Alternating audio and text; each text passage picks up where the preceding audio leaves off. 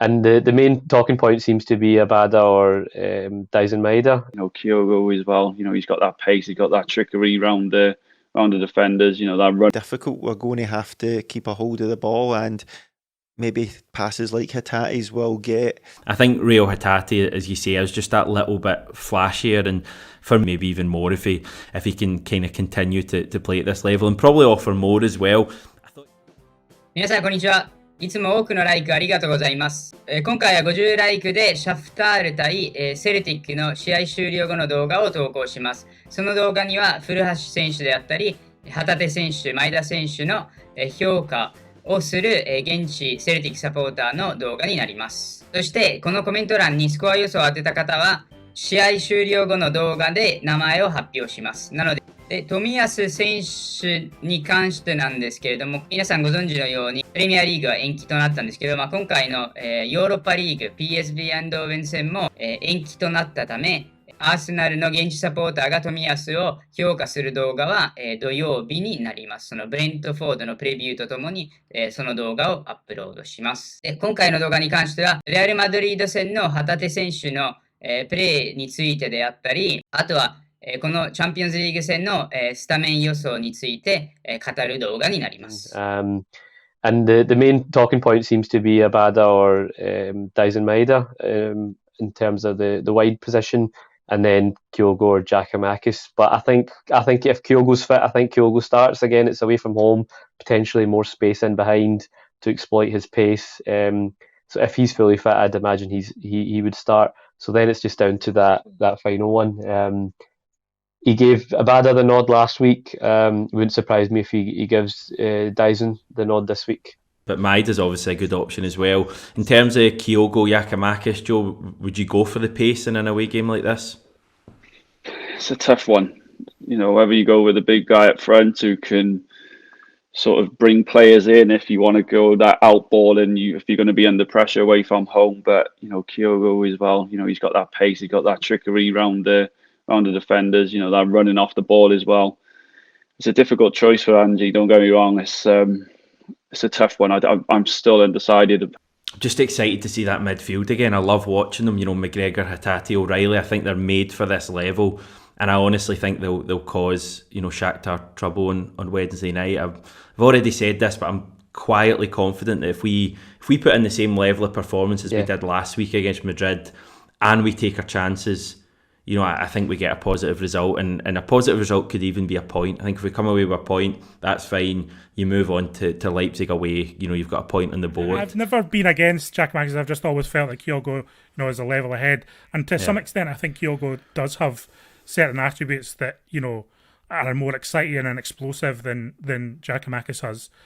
But I think that is an increasingly an interesting one about what Ange will go with. I think if Kyogo is always fit, he will always go with Kyogo. But I'm certainly not against seeing Giakoumakis start games. And then again, like you say, it's the Maeda Abada thing. And really impressed by Rio Hatate in that game against Real Madrid. I think McGregor in particular had an outstanding game. Mm-hmm. I know a lot of people were talking about Hatate after it, which is fair enough. I know a lot of people were sharing highlights of Hatate, that kind of Hatate volleyed pass, etc. I think Rio Hatate, as you say, is just that little bit flashier, and for me, he just looked so comfortable at that level. I mean, McGregor did as well, but I just think Hatate's the one that we're probably going to sell on in a couple of years for possibly 25 million, maybe even more if he can kind of continue to play at this level and probably offer more as well. I thought he looked great, Hatate, really good. But if it doesn't sound daft, I felt he could offer us more, he could get more involved in the game. But what he did was just magic. I mean, his ability to find space, his ability to just kind of switch the play out of nowhere, had Real Madrid players chasing the ball. So I just love watching this team at the moment. I can't wait to see him and McGregor and O'Reilly in that midfield on Wednesday night. And as I keep saying, I'm quietly confident. I think that's the way I would describe how I'm feeling. The next few days change some things. Why? If we're good at pressing, why don't we press the best teams then? Because if we win the ball high up, that's where we're going to get our joy from. Look, it's going to be difficult. We're going to have to keep a hold of the ball, and maybe passes like Hatate's will get pounced upon. But that's the level you want to aspire to. This is 先週末、スコットランドリーグの試合は延期となったため、1週間ぶりの、試合になります。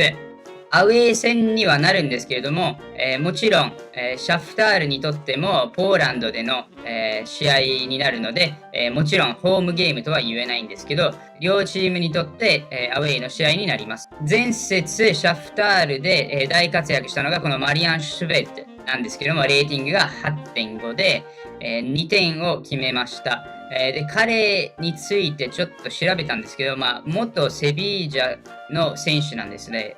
セビージャで5年契約して、そこから点々といろんな、リーグを経験したんですけれども、セルティックでも過去にプレーしたことがあるんですけど、1試合だけで得点もアシストも、記録できなかったです。セルティックに関しては注目される選手はジョタになります。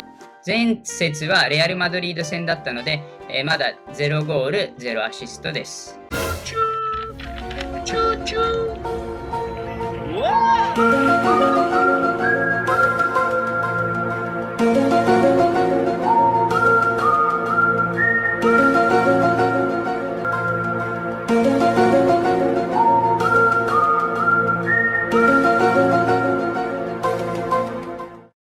で、こちらがスタメン予想になります。セルティックに関しては、レアル・マドリード戦と、変わりないのではないかと思います。こちらのフォーメーションではターンブルが入っているんですけど、確実とは言えないんですけれども、おそらくターンブルの代わりに旗手選手が出るのではないかと思います。で、あとは変わりなくアバダ、古橋、ジョタという感じになるのではないかと思います。で、過去にこの2チームは対戦したことはなかったので、このまま、両チームのフォームについて語りたいと思います。で、まずは、順位に関しては、シャフタール・ドネツクが1勝しています。4-1でアウェーで、勝っているので、今1位です。で、セルティックはレアル・マドリードに0対3で負けてしまったので、まだ勝ち点3となっています。シャフタールに関しては今3連勝中で、チャンピオンズリーグの勝利以外に国内のリーグでも2勝しています。でも、その前に一度引き分けていて、もっと前にフレンドリーマッチになるんですけれども、そこでは負けています。で、チャンピオンズリーグ以外は、セルティックはもうずっと連勝が続いてて、スコットランドのリーグでもずっと連勝が続いているような状態です。で、ここ最近ではダービーを 4-0 という結果でものにしました。現地セルティックサポーターにとっては、旗手選手ももちろんそうですが、古橋選手も先発起用されると予想されています。古橋選手にとっては、このチャンピオンズリーグ初スタメンになるかもしれないので、本当にこの一戦は楽しみにしています。一番最初に話したようにスコア予想を当てた方には、シャフタール対セルティックのレビュー動画で名前を発表しますので、多くの予想をお待ちしております。では、いつも通り、チャンネル登録と通知をオンにしていただければ、動画をアップするたびに、すぐに通知が届きますので、新しい動画を見逃すことはないです。